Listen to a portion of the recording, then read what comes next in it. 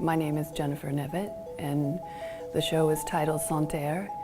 I started making the show when I was thinking about how many displaced people we had happening in the world around us, a greater number than the entire time that I've been alive. I was thinking about what it would be like to not have a home, to not know where you're going the next day, to lose all the familiar things that we use to navigate our lives and to create our identities.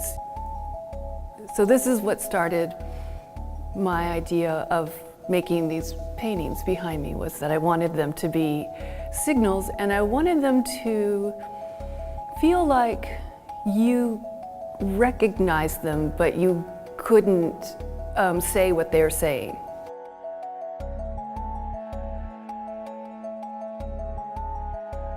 So while I was thinking about that part of the show, I had also been thinking about this idea of shrouds.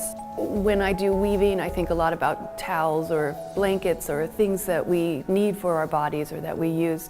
So utilitarian objects were also in my mind. So as I found my way through finding fleece and meeting a shepherdess and getting her fleece and turning it into yarn, and when I wove my first one in, I hung it up. It was so beautiful, just translucent, and I realized that my idea was going to be changing.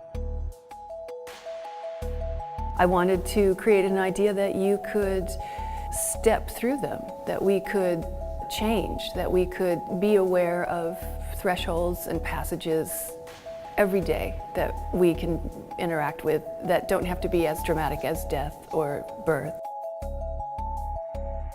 And then when I was making my other pieces, I thought a lot about lighthouses and buoys and signals that are out in the world that alert us to things that, could be dangerous. I want to make work right now that talks a lot about the consciousness of the loss we're going through.